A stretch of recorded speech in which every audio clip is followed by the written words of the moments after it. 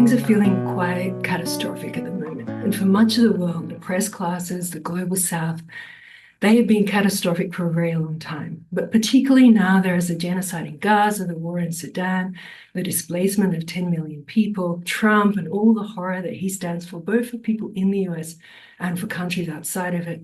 And there's COP29, it's greenwashing of climate change, or so many people are facing flooding and drought.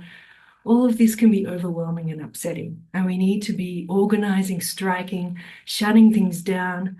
And fiction can seem like it does little to address this urgency. But fiction is more important than ever right now, because real deep social change comes from movements and resistance and knowledge building that has been happening and accumulating for decades. A just world isn't something that is either on or off. There is never a moment of one single final victory and then we're done. A just world is an accumulation of pieces. It's fluid and evolving, and little victories build on victories that we didn't even notice happening at the time. So for this current situation, we also need more lasting mediums than the immediacy of the news or the fragments and brevity of social media. Quick solutions and hacks just won't cut it when standing up to major powers. Novels and stories cross borders. They take readers to other countries and regions. They have the big ideas, and so they have the staying power, the endurance, the unforgettable imagery, the resilience to be part of constructing a better world.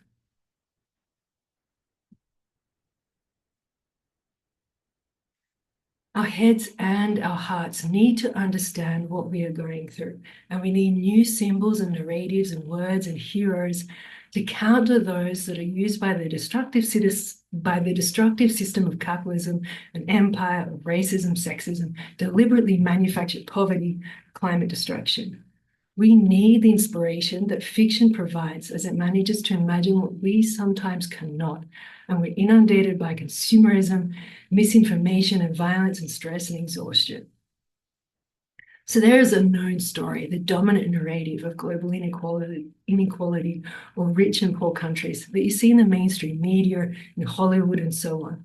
And it's an apathetic and lazy story. It omits the ongoing looting of the global south through unfair trade agreements, the deliberate and extreme wage inequality, and the debts that are being paid over and over. It overlooks the brilliant artists and intellectuals in Africa and Latin America and Asia.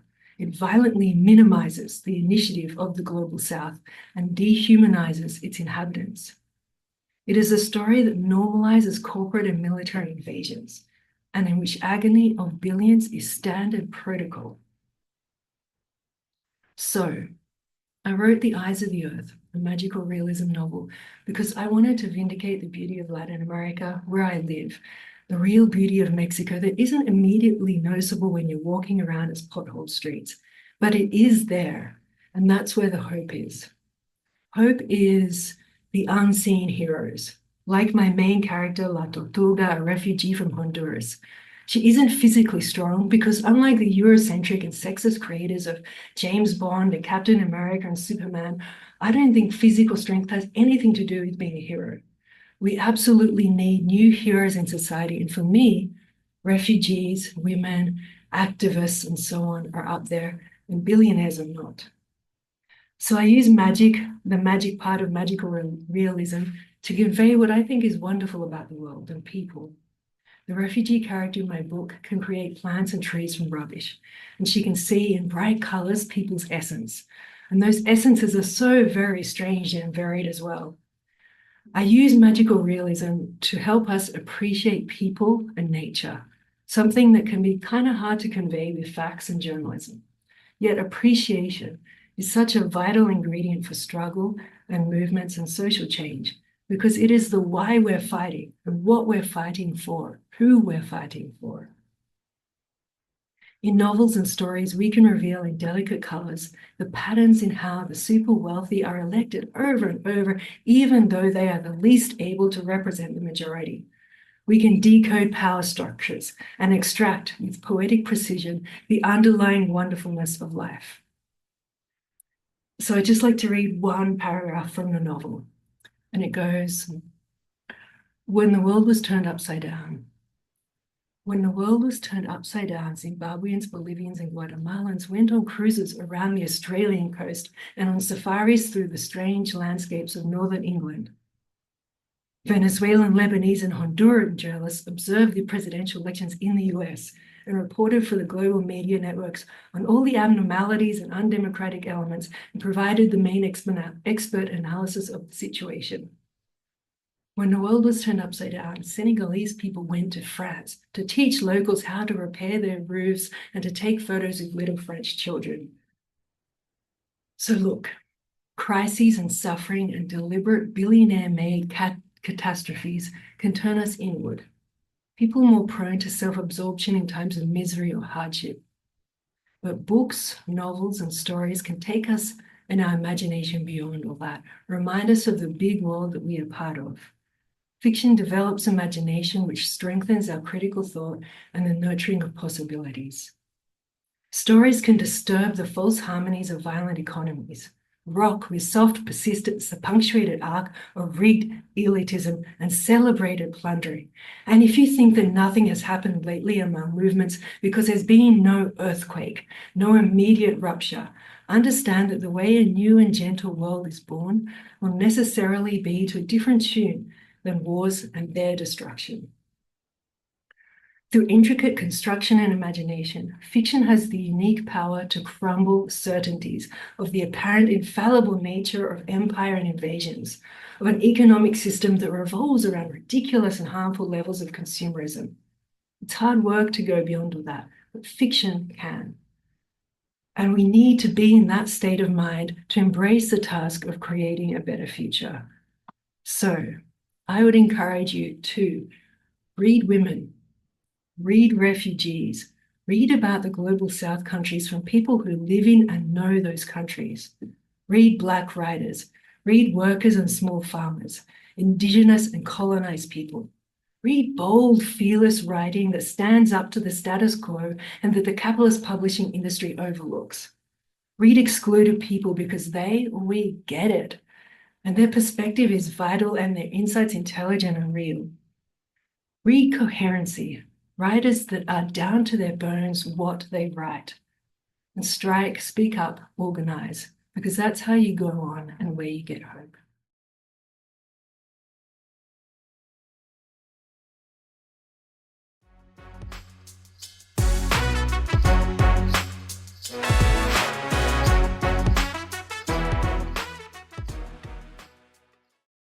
Let me join everybody in thanking you, Michael, for facilitating, and Tamara, congratulations. Um, I look forward to reading The Eyes of the Earth. I read The Butterfly Prison, and it was really striking because a lot of the things that you said, Tamara, are there in that book, but like you really see how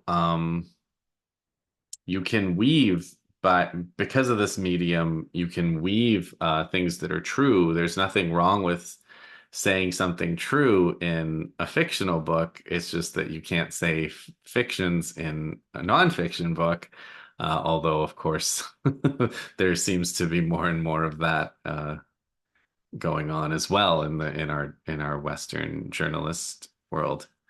Um, the other thing that was striking about the butterfly prison, and I imagine you probably go there in the Eyes of the Earth. I look forward to seeing it. But like for people who don't know and haven't read that one, it starts with like a couple of characters, and some of them have like good outcomes, and some of them have really tragic ones, and but like it ends with a global revolution. So that's pretty cool. And like I think that's one of the best things that you can do in a fictional story is just like show people um what things could be, and like a fictional writing is like about what's possible, even if it's magic realism, even if it's some kind of fantasy genre, it's still about what's humanly possible. And that's why like revolutionary novels and speculative novels are so, I think, important. it's just so important, and like historically it's important, right? Like when you think of like well, we're talking about the genocide in Palestine that the Israel's committing, and it's like that project, literature was a major part of that project. There was a novel called Alt New Land by Herzl, I think himself, like one of the founders of Zionism, wrote a book imagining what the Zionist project would look like. And a lot of the Zionists drew their inspiration for their future genocidal state from that literature. And like, if you look at the imperialists are doing this all the time, you know, Thomas Carlyle, or like the long line of Anglo imperialists, they all seamlessly write fiction and nonfiction. It wasn't really understood as like a specialty. You know, they were, you know, sexism. They were men of letters, right? It was about communicating to an audience. It was about um, creating a community, because writing is about creating a community, and Tamara really does that really well. For me, you know, I've written a bunch of fiction, a lot of it like pretty heavy-handed political messaging. And, you know, I chose very specific things. There were very specific things that I wanted to do. So I wrote Siege Breakers in 2019. You guys, um, it was about a group of armed resistance fighters who were working with some international allies to fight a war of liberation to try to break the siege on Gaza. So, you know, and people have sent me passages that I wrote back where they were like, I can't believe you wrote this in 2019. But it's like, if you've been watching Palestine since 2002, it's like I wrote that book in 2014. It was published in 2019, and I knew there was going to be another war. I knew there was going to be, you know, and I was just like, what if the next war is the last one? Which it wasn't, because there was a war in 2018 and another one in 2021. But like, I was trying to imagine what the last one would look like. And as I've said in other fora, you know, I did not imagine it to be this genocidal. I didn't imagine it to be this horrific.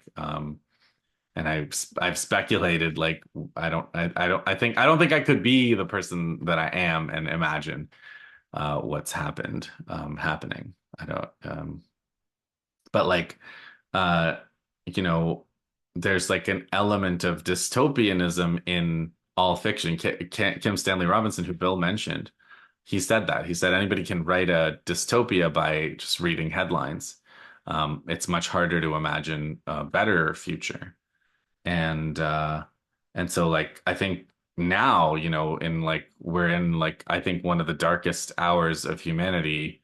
um some of the worst things that have ever happened are happening, and so it is so important to imagine and envision what could be, even stretching the limits of that. You know, I don't necessarily need to hear like what's feasible in 5 years, or what's you know, I don't mind if there's a little bit of magic in it. I don't mind if there's, you know, if it's a longer term vision. I kind of only want to read utopias at this point.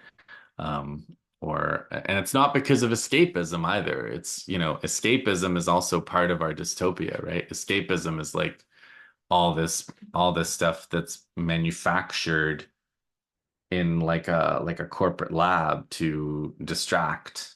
And that's very different from, you know, Tamara's project, or like art, which is like supposed to connect people and attach people and have a community. The other very specific point that I was trying to do at Siege Breakers, which is really funny, and I said this on the Electronic Intifada live stream, was that I was trying to I specifically wrote it as a thriller because I read that genre. I really like thrillers. I used to. I don't anymore really. Again, the darker the real world gets, the less interested I am in reading fictionalized violence or whatever. But like I read a lot of thrillers. I read a lot of stories with really brilliant detectives. I'm a big fan of Sherlock Holmes, and I wanted to kind of like imagine that, but with Palestinians as the good guys, you know? So it was like this dehumanized, you know, vilified population. And I wanted to be like, no, I want you to read this. I want you to get into their mentality. I want you to feel like, you know, the heroism of what they do. I want you to see it from their perspective, the overwhelming odds that they're facing. And so it was like this project to do that, to kind of humanize not just Palestinians, but I was like, it's easy to humanize Palestinians if they're victims. It's harder to humanize Palestinians if they're fighting.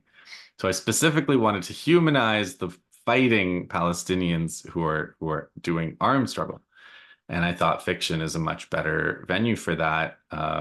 And and it's this funny thing where it's like not too many people read the novel, and we all have this experience as political people where it's like um, people come to us for analysis, people come to us for news, and then they're like, "Oh, you wrote a novel, that's cute," you know, like Bill said, like, "Oh, okay, I'll give it a read," you know. And then like I've heard things from people who read the novel only because they know my political work, and they're like, "Hey, you know that was surprisingly not as bad as I thought." Like it's usually kind of embarrassing to read novels by political people, you know, and this one wasn't even bad. I'm like, wow, you know, it's high praise. But like the funniest thing about it is that like I don't you don't need to read it anymore because I feel like the world events have caught up to the point where people see the Palestinian resistance and what they're doing. And so, like, nobody who would read this novel needs to read this novel anymore. But it's good. It's still good. I still think you should read it. But yeah, so that's I those are my thoughts tonight. And thanks again for inviting me.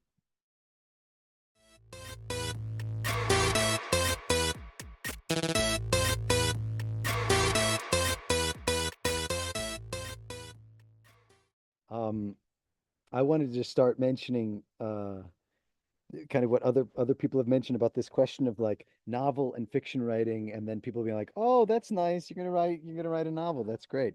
I really appreciate you bringing that up, uh, Justin and Bill, because I mean, this was my experience as well. I've written fiction forever. Nothing is ever published, and I sat down and wrote a novel, also dystopian, trying to reframe the world, and also it's now kind of terrifying right now seeing the direction the world has taken. Um, and then I tried to, I felt bad for a period of time actually writing it. It was a magical experience. It was incredible.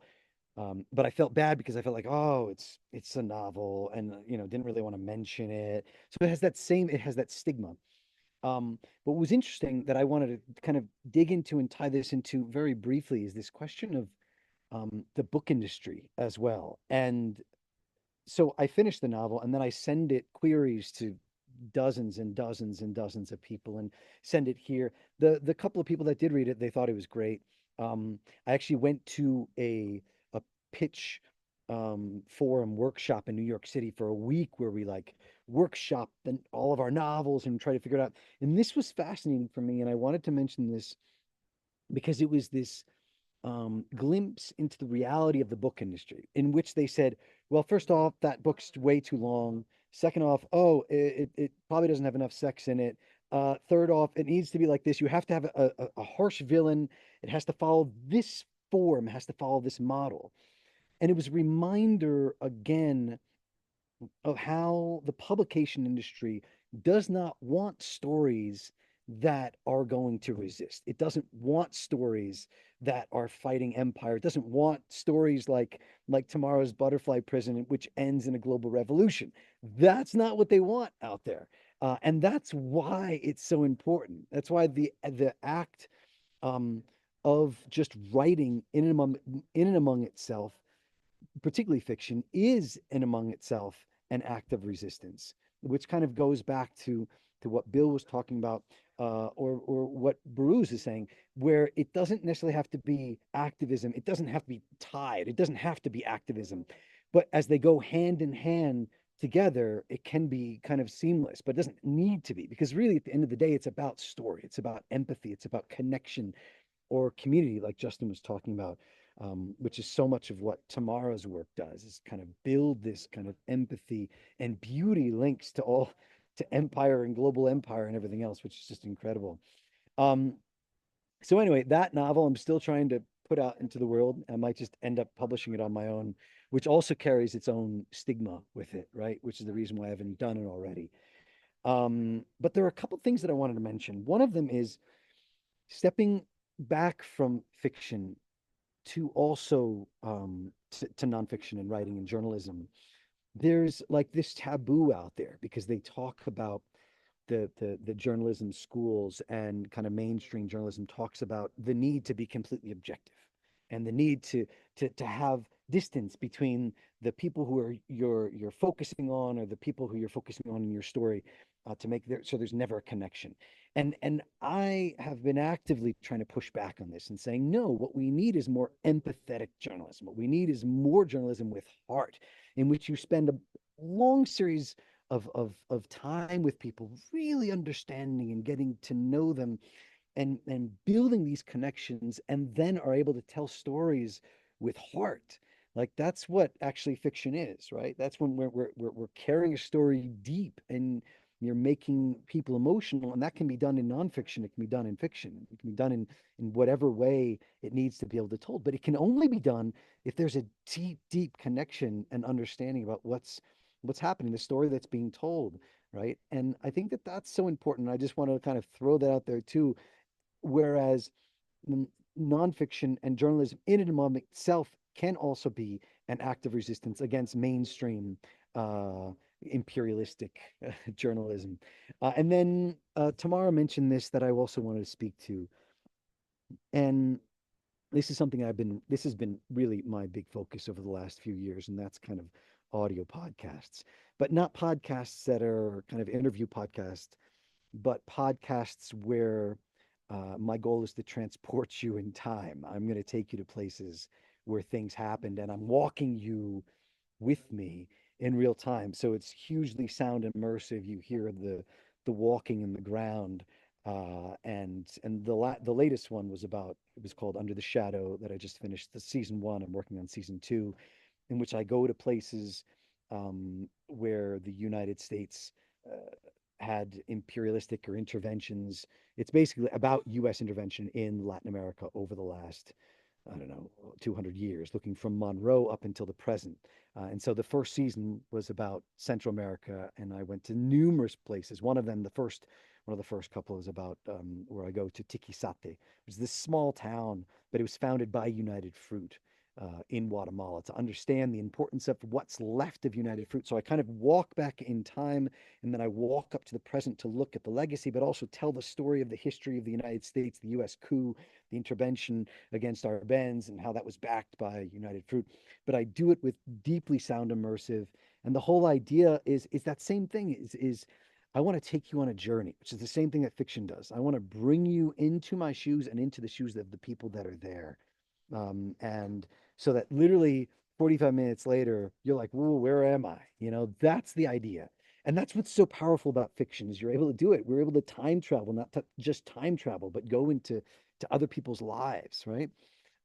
Which is just so key, and it's magical. And just to bring it back to all of Tamara's work, and this new book is also magical. It is literally magical. We have magical realism happening throughout the book, which is so exciting. So anyway, it's an honor to be able to participate today, and it's such a pleasure, and just a joy to be able to celebrate this book launch for Tamara's new book. So Tamara, congratulations. Um, I kind of wanted to just say, do any of the speakers today, does anybody have anything that they would like to say briefly about anything else, and then we can open up to a few questions. But I kind of wanted to say, Do any of the speakers have anything else that they would like to kind of mention, or any points that they would like to make before we move on to questions? Yeah, actually, I wanna spend 2 minutes picking up on your point, Michael, about like publishing culture, because I feel like in academic culture, the way that predatory journals have taken over, and their business model is like a way of controlling academic work. There are all kinds of ways, but like that is certainly one of them. And the publishing industry is also exceptionally predatory. And like at the level that we are at, um, it's like it's another one of these cases where we're not selling a product. We are the customer. They're trying to sell us getting published. And so there's this crazy predatory culture that preys on people's desire to write and get published. And it's like, it's never been easier to just put your work on the web, like, and that's all anybody can really do. And yet there's this like all these gatekeepers and all these businesses that are basically trying to suck money from people who want to be writers. And that's also like I think that is also a way of like controlling the politics and controlling the kinds of writing that people do and can imagine. And I just because you said that, I was like I wanted to just reinforce that point. And I'm from Colorado in the United States, and I'm part of a radical political puppet group. And we're planning a tour of the southern border of the United States, and we're in the process of crafting our story. And so when I saw this, I wanted to jump in, and I just love. We have a bias towards magical realism amongst the visual artists who have practices in this group. And I just loved some of the things that you all said that just kind of reinforce the importance, especially around helping us to imagine a world that's different than what it is, because sometimes that's so hard to do with the things that we're bombarded with every day. And as artists, it feels like whether we're writers or visual artists, it's important to help us all imagine a different space and a different way of being with one another. So thank you for that encouragement, and I'm going to take that back to our group. Thank you, Jessica. Thank you so much. Anyone else?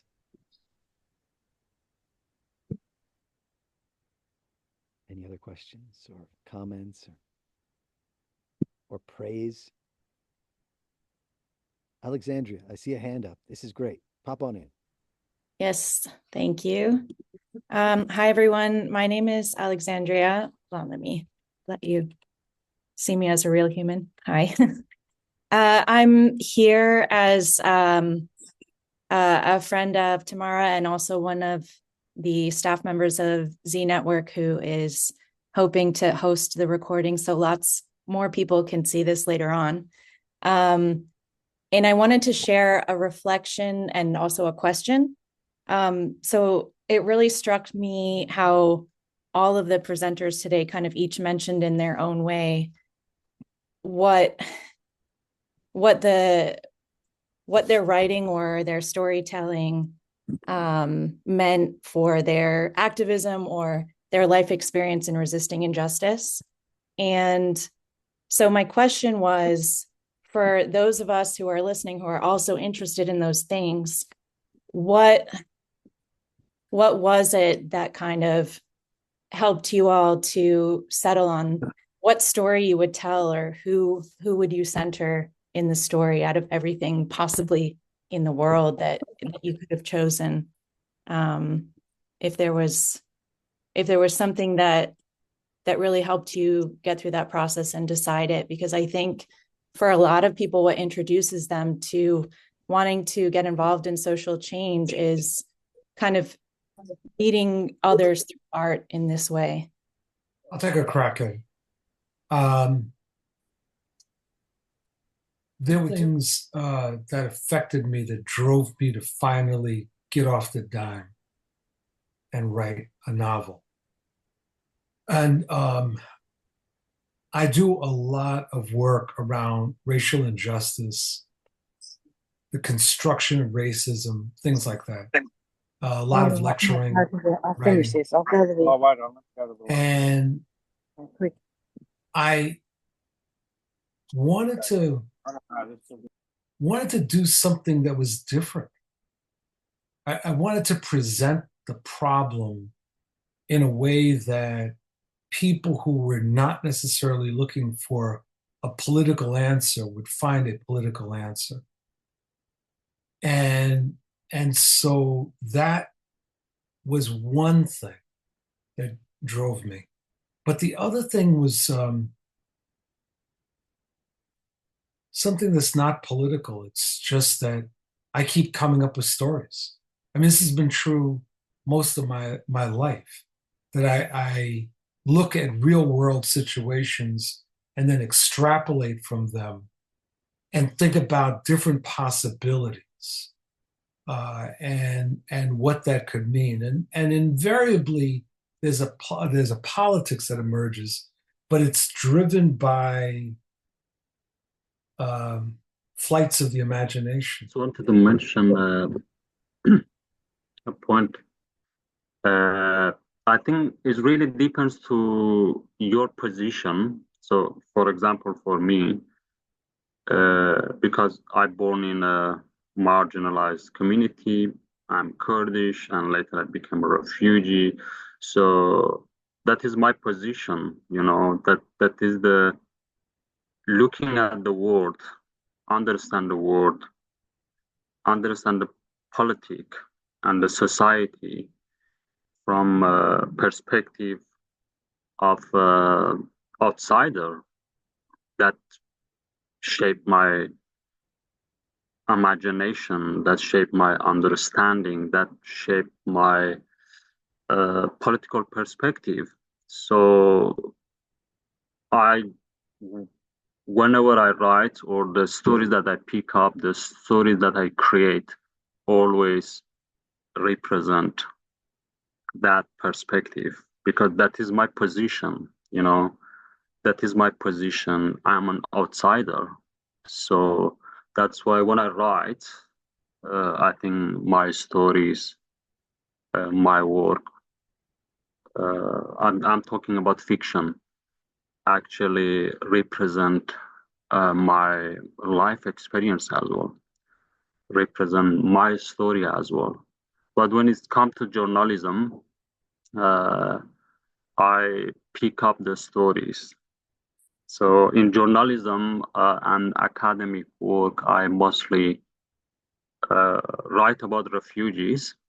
But when it's come to write about refugees in the context of intersectionality, in the context of post-colonialism knowledge, and link refugees with other marginalized communities in the society. Write about refugees in the context of politics. And but when it comes to fiction, I think I have more freedom, and I write about the stories of complicated people, people who carry something interesting. So of course I have more freedom, but again, whatever I write actually represent my position in this world. So in other words, I cannot write about the stories of like mainstream stories. I don't feel comfortable there.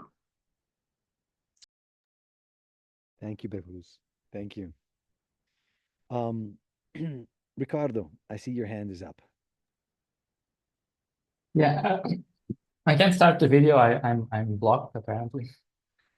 So I don't really have anything to say. I wanted to congratulate Tamara first of all, and just great to see so many wonderful people here that I've admired from a distance. In particular, Michael and Tamara, kind of trailblazers in the sense that they worked previously for for Venezuela analysis, and they lived here in Venezuela, and that's what I'm doing right now.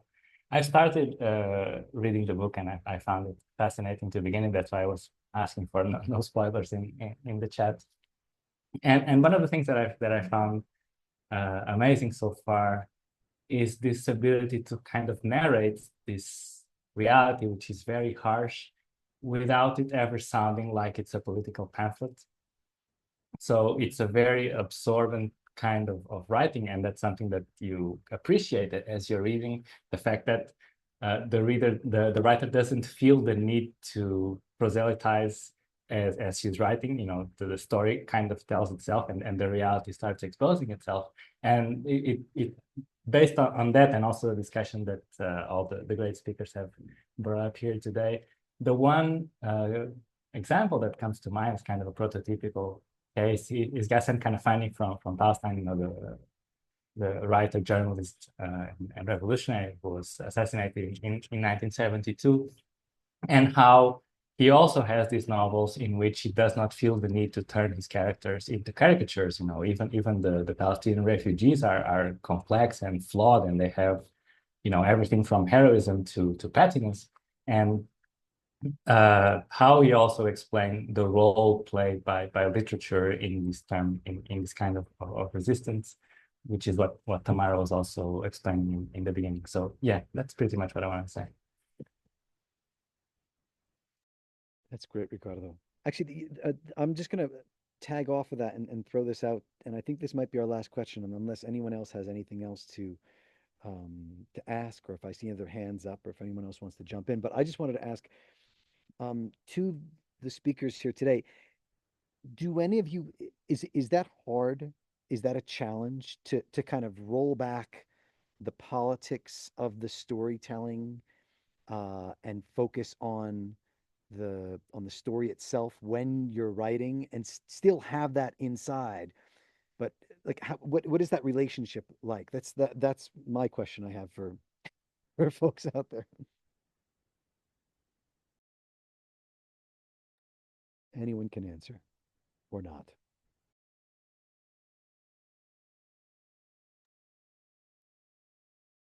I think, Michael, that the challenge is to not make your characters and story a caricature.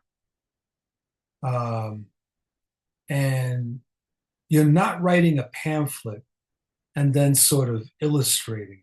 You know what I mean? You're writing a story. And so it is a challenge of integrating it.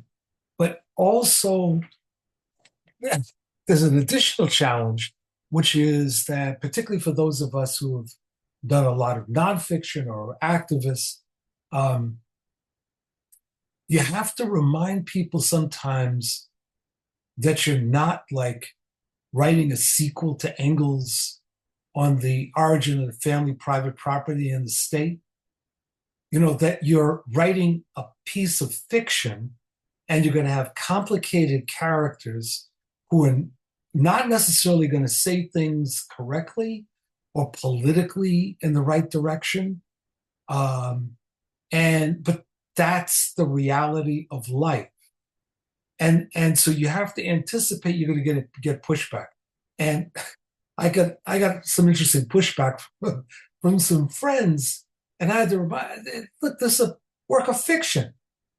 I mean, give me a break. You know, you want me to write something serious, I'll write something serious, but this is a work of fiction.